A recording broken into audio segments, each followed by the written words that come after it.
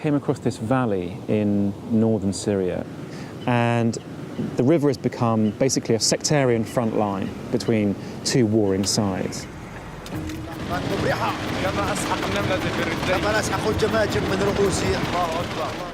So the idea was to go to this valley and try and live on both sides of the divide, basically. And this farmland was just a no man's land between the two sides. But there were farmers who would go out every few days just to check on their crops. And I found one of them, and he said, look, come with me, I'll show you my land that's going to ruin.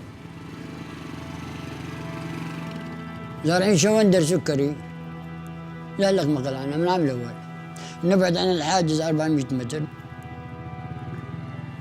وهذا هو شوندر.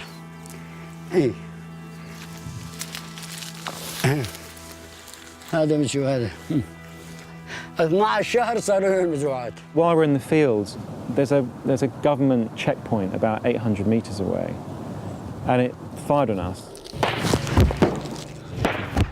And we both sort of hot-footed it back onto the motorbike.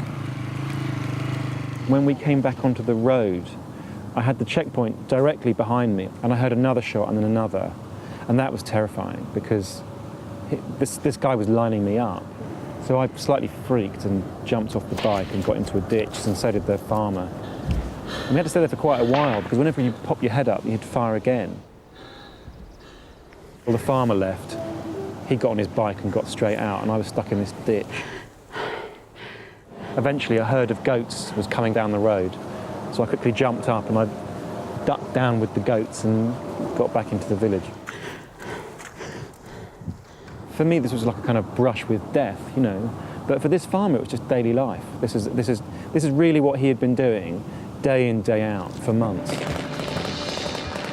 The levels of kind of death and suffering are like nothing I've really experienced before. Your first instinct, just as a human being, is to drop the camera and just sort of take it in and think, well, should I be filming this or not?